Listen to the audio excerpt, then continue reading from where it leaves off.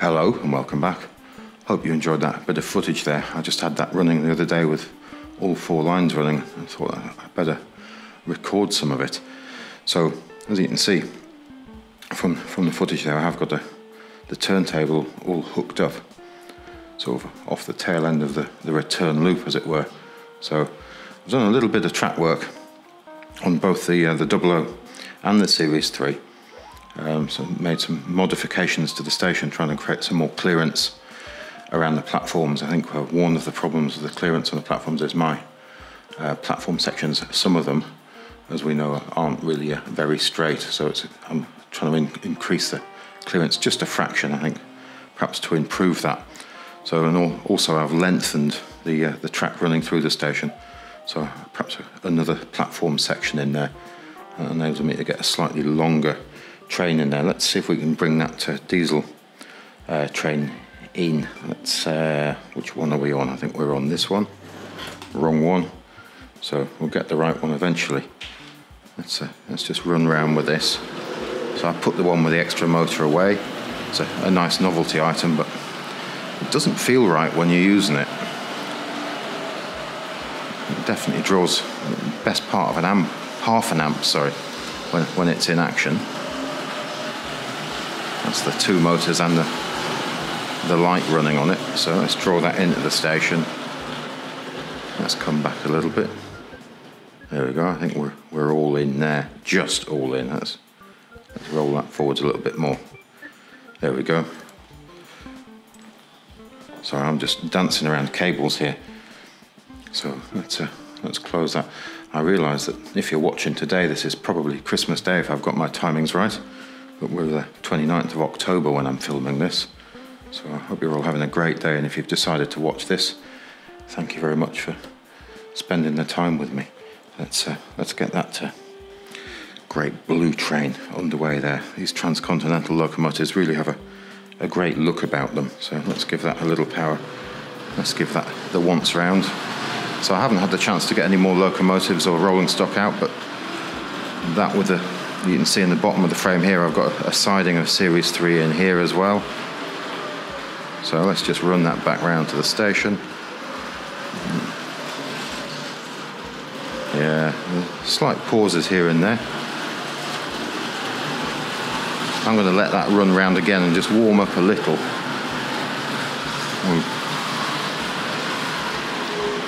I think the material the point blades are made out of sometimes takes the edge off as well.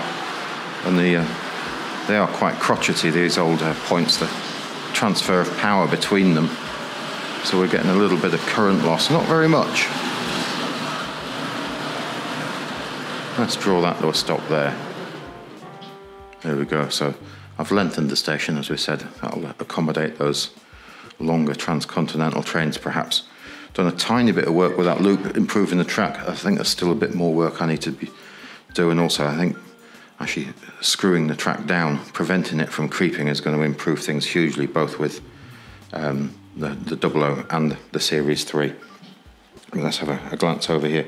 So I've used some more of these long straights up here that we were looking at last week, the slightly theoretically flexible track. I've got a couple of standard pieces of Series 3 on the end. I should get around to putting some buffers on there. This locomotive, I've been using it for testing. So that's not the dock shunter, I think they call it a switcher when it's in a Transcontinental livery. This one's definitely seen better days. I've been involved in a number of accidents by the looks of it. Sort of runs all right. It has got the LED lamp in it. Let's pop that. I can't remember which way around we had that on, but yeah, we'll have a look at that running perhaps in a moment. So we'll see if we can get the TC Pacific into this new siding. So let's grab the controls here. So we are on this one. Let's just give that see that slight hesitation on the point work there. Let's take that back through. There was quite a spark from one of the wheels there as that came through as well, wasn't there? But we're not talking fresh out of the factory, off the shelves, new track here. This stuff's all had a bit of a life. Yeah, a little bit better that time. And I think you've got to expect that if you're playing with very old toys. So to me that runs really beautifully. I have noticed the tender is a little bit troublesome on this one. I should have moved that pad in reversing over the points, but not every time. Maybe the sleeved wheels might not be opening and closing quite as they could be. So I think we're set. Yeah, we're set to go into the other siding. So let's give that a little power now and see how we do with that.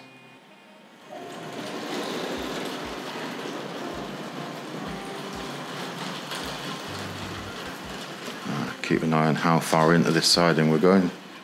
There we go. So that caboose is quite clattery over the point works. I think we probably just heard that. Let's see if we can get this little TC switcher on the go. This point is missing its lever there. So I have got some others buried away which I must dig out. I've been using the ones that were easy to hand and I've been playing with in the past. So let's see if we can get this to go. Nice whine from those wheels.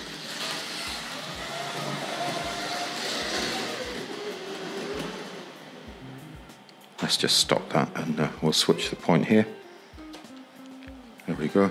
Let me rotate the camera and see if we can get down low and see if that lamp comes on. Typically we go the wrong direction. So that is an LED there. It's quite a bright one. And off it goes.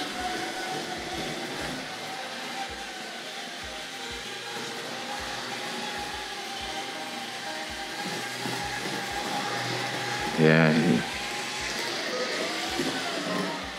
Maybe that's all the diesel sound that was needed, rather than an extra motor that we saw in that locomotive last week. Let's pop that away in there, so anybody's guess which direction I'm going to go. I just don't have the concentration when I'm looking through the camera, I'm afraid.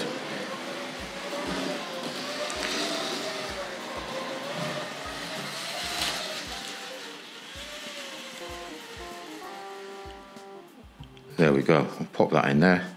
I'm going to rotate the camera around. It gets very heavy when it's that way around. Let's close that. So let's have a look over the Dublo. So apart from fiddling with cleaning the track and improving the connections between the track and so on, I have had this turntable lying around on the deck, on the surface for quite a while. I think we showed the box. Let's have a quick look at the box. It's definitely seen better days. Let's see if we can grab this out of here. It's given way, I think, is the best way of describing it. All of the corners are gone. I could, I suppose, make an effort and try and resurrect that a little bit, but I never have done. So lovely yellow on the inside. You can see plenty of dirt where it's been lying around. I do have the original paperwork that came with it. I can't remember whether I showed this before, but we will just have a quick glance over it. It is quite fragile, so I did make myself a copy. Let's see if we can open up the original without too much any problems. I apologise about all the noise.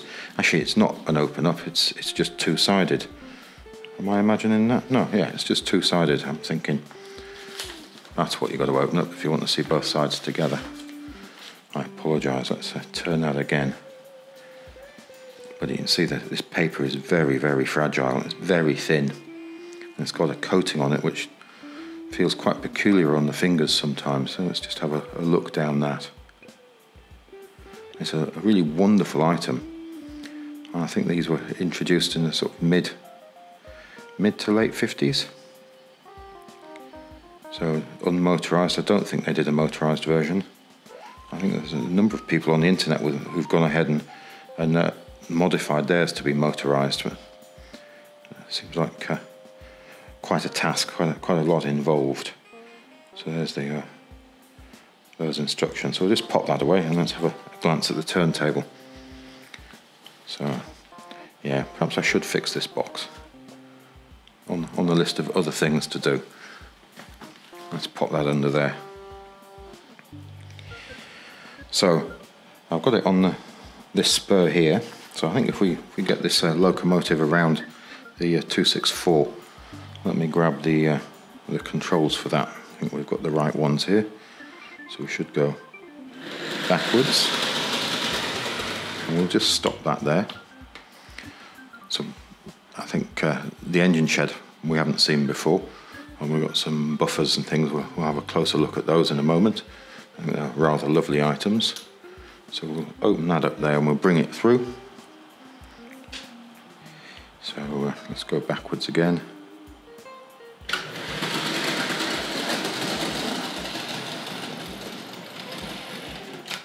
Now, this is where some switching needs to be done, so we'll close that.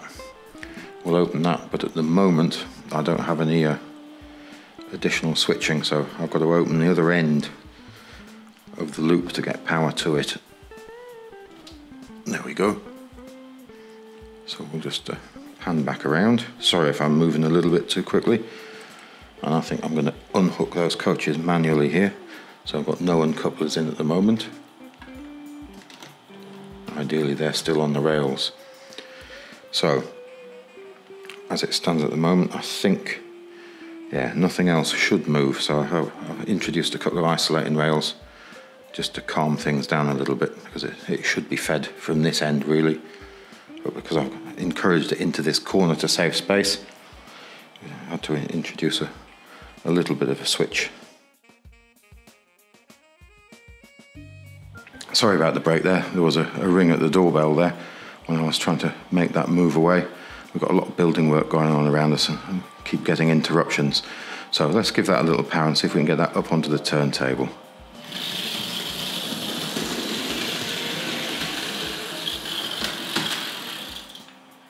There we go. So we'll give that a rotate. So I have put a little cork underneath the outlets here on this side, because unlike the later Hornby turntable, the Triangle Railways turntable, and the later Hornby ones, these outlets appear to be, you know, parallel, or they run at the same. They're not angled downwards, so it makes them nice. You get no unevenness there, so it really does work. Although in a straight line it works absolutely perfectly, but when you introduce the curves, I found especially the Duchess tends to want to jump the rails, not coming off the turntable but always returning back to it. So that's my reasoning for doing that. So I need one hand here to undo this little clasp here, and then we'll allow that to turn around. As you can see, it's definitely much quieter than the later Hornby model. Let's see if we can back that off into the turntable, into the engine shed there. And there we go. So let's see if we can get the little 262 tank, not 262, the 062. Let's get that there. And then we'll use one of these great little switches here.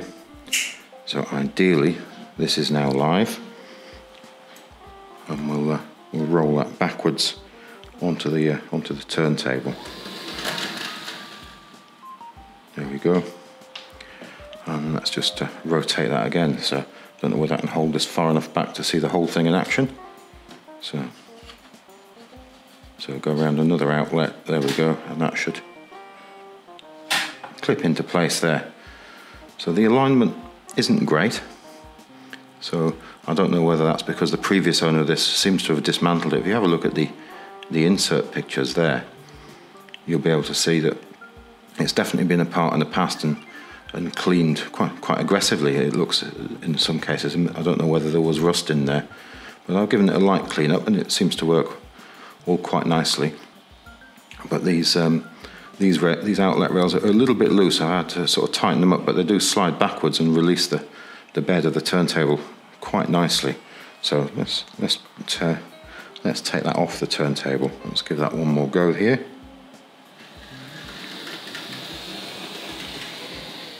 There we go. Let's roll that back on and we'll drop it back into the engine shed. There we have it. So I'm just going to close this one whilst I remember. And then let's undo the clasp again. Let's go for the centre this time. Sorry, my hand's in the way. So ideally that will probably stop as it goes over the isolating rail there now. So let's give that a go. So we'll back that in. There we go.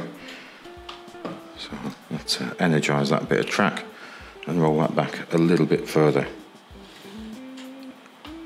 There we have it, and we'll just seal that off there. That'll enable me to use the turntable for other things. I'm going to put the road back for the inlet track. So there we have it. So engine shed, let's flip this around a little bit. So quite a pretty thing. It's not perfect condition, so I do have the boxes that both the shed and the extension came from. Ventilators are being glued on apart from one. I can't remember which one it is. I know when you turn it upside down, one always falls off. The roof lights have been glued in as well. It's quite an awkward object to pick up, especially one-handed, so I won't. Again, if you have a look at the insert picture there, you'll be able to see the insides of the shed there. And I think those little posts or protrusions on the underside of the roof would allow you to fit the Hornby Dublo lighting kit, which sadly I don't have. I do have a box, but we'll have a look at that in a moment. And there is some damage from the end of the grey section there, so I must get around. I think I'll put a bit of card and paint it there, so visually from sort of viewing distance you're not going to see that. So let me rotate the camera around. Whoops. Let's give that freight locomotive a bit of a run round, and we'll have a quick look. So we did just look at the buffer stops sitting back there as well. So we've got those, but I can't reach over and get any closer at those. I've got a spare one over here we'll have a look at. Let's get this this freight locomotive underway. Let's see if we can. Again, I'm concentrating on something else entirely. So we'll run that around. But I think fixing the track down now is going to be the way to improve its overall running. So I'm definitely getting some dead sections in this return loop. The track's not quite as I thought. I'd chased them all out, but again this morning I found I was short of power, and it's just down to the connection. So I must have a closer look at I think the tongues or the fish plates. So I'm sure I can improve that. So let's pop that around to there. Nice gentle stop. So let's just have a glance at these boxes over here. Let's grab these. So these are for the engine shed. So the bigger one of the two. Whoops, got my hand across the shot there. So they're Hornby Dublo 5005 engine shed 2-road, suitable for 2 or 3 rail systems. So I'm not sure. I think it probably suits the geometry slightly nicer for their 2 rail. So the rails are a little bit sort of tight rather than centering up in the sort of 2 apertures at the front there. Excuse me, but again, it is quite a lovely item, and I love this illustration on the underside of the box lid there. Let's see if I can get my shadow away from it there. So it's made up of quite a number of bits, and there it shows that illuminating kit there, which would be they're really nice things. We'll have a look at that in the catalogue in a moment, but it is quite a lovely item, isn't it? The box is really beautiful. A little bit of card packaging in the bottom of it there. So, and then the extension set. I don't know whether these were ever sold as a 4-road kit as one, or whether there were always a 2-road kit and you had to buy the extension kit. So there's the info on there. The box has seen better days. There's not a great deal more on it. So it's a lovely deep red box. And again, we've got the slightly different set of instructions. Let me get away from my shadow there. And that's 5006 is the name of the extension. So really quite a wonderful item. There is a code down there. I don't know if anybody knows the date code now. Is that perhaps a 1960? I can't quite read those. I think that might be a 1, a 4, and then 60. Let me just have a look in the other box and see if there was a code stamped in it, just out of interest, because I know these boxes changed over time. Let's see if we can have a look underneath there. No, I don't think there is there isn't a number stamped in that one. Lots of staples. so not too rusty at this stage. Let's have a look in there. No, I don't see a code in there. Sorry about that. It just occurred to me there might be a code. I know somebody or a number of people have mentioned that there are date codes stamped onto these things. So let's just jump over here and have a look at this catalogue. We're not going to look through all of it because we've seen this one a number of times before. It's the one I think was a Italian shop copy. So there is the lighting kit there. There's that 5087. Oh, I'm looking at the wrong thing. There we go. 1575 lighting kit suitable for illuminating engine sheds, stations, good depots. Can be operated from a central control point. So yeah, so you could turn them on and off. So ages ago, I got this box. It was with a bunch of other things, and it rattled, and I thought, that's going to be nice. I've got a lighting kit there, and again, there's something stamped on it there. Not quite sure what it is. I think all there is a packing tube. I don't know whether the packing tube would have been in there originally. Let's see if we can get that out. But there you can see there's a packing tube there, and that was all that was in it. But yeah, it'd be nice to have the item that went in there. And there we have the buffer stops.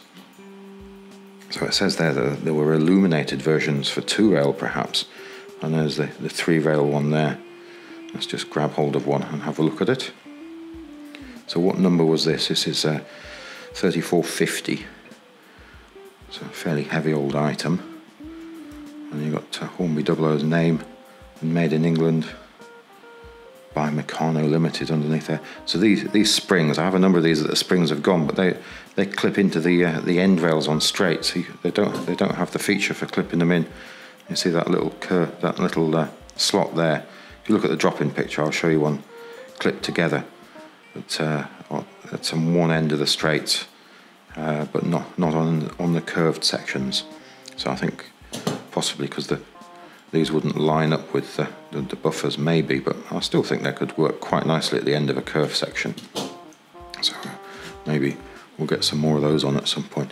And I've got a handful of these switches. We saw a couple of those in action. The black ones are the on-off switches. Let's see if we can dig out the switches in the catalogue. There we go. So the black switches, what they 1616. So I think the red switches would operate points, so they're a passing contact type switch. And the green one is like a changeover for colour light signals. So they're fairly robust things, and they could be sort of ganged together with a bit of studding. So I think that was sold for the very purpose. I don't know whether it was sold in fixed lengths or you could decide the length. But when they're put together like that, I think you take away. It seems to be that these don't have the metal plates between them, so you remove the plate and then gang them up together, and they have a slight slot and ridge, they go together. So fairly robust items, although the two that were we saw there in action on the turntable, they did take a bit of coaxing back into life. It's not the contact there, it's this contact on the pivot which seems to be an issue.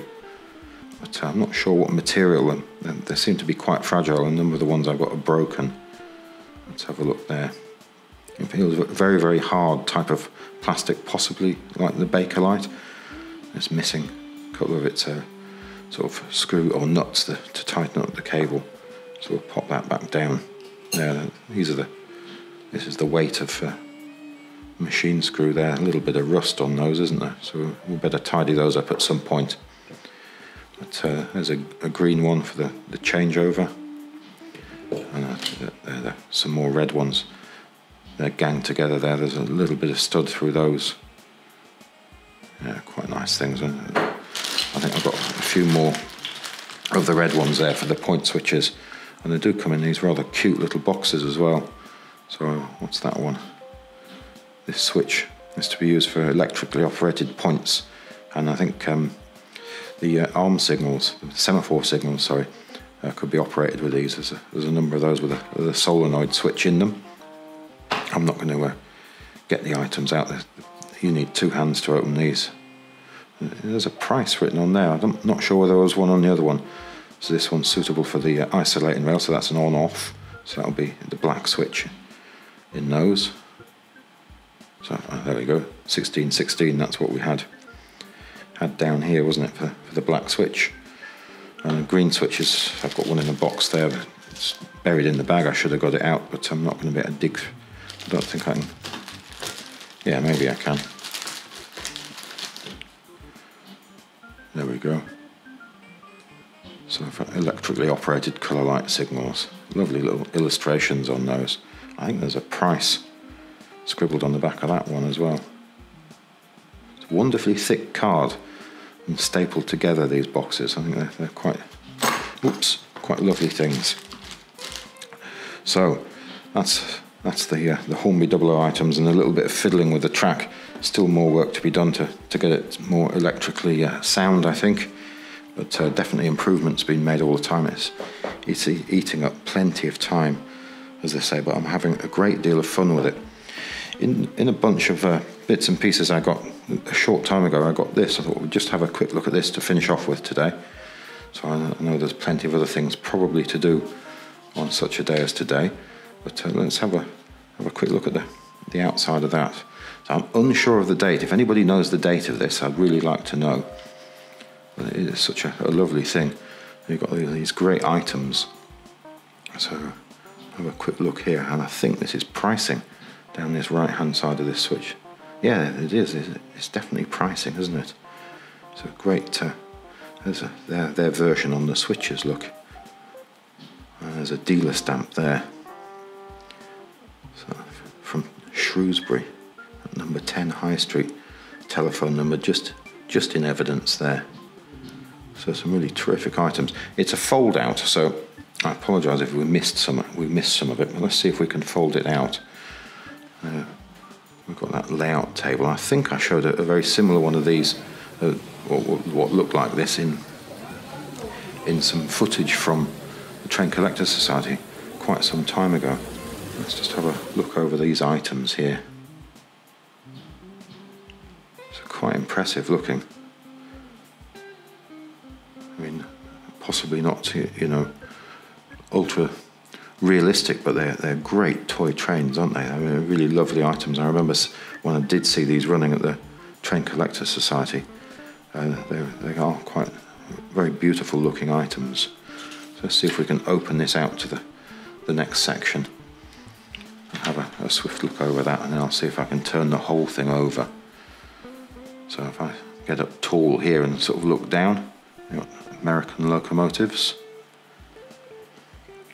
Rolling stock. So I thought it would be just quite nice to have a look at these track sections. That's going a little bit tighter. If I go in too tight, I think we're going to lose focus. And if I tip the camera over too far on the gimbal, it just goes, it loses itself and goes wobbly. I've got this wonderful signal box with whistle. So they're a lovely looking item. So say it would be lovely to know the date of these things. So these are action accessories. It looks like some sort of unloading mechanism. Whistle set. Block signalling. Operating dump wagon set. So quite an extensive range. And these buildings have very similarities to the Hornby Dublo, the early Hornby Dublo wooden buildings, and sort of echoes of that carried through in Hornby Dublo's later plastic ones. And these were rather wonderful corner pieces. I think they're great. They're sort of very modular. You could build up your own station. So let's just have one more look at that. Some lovely pricing down here. Let's see if we can flip this to the other side just to finish off with. See if we can have a look at the whole thing. So some of it's upside down. So we've got that way around there. Let's see if we can just rotate that and get a look at this presentation type set here. It looks like in the center. Look at that.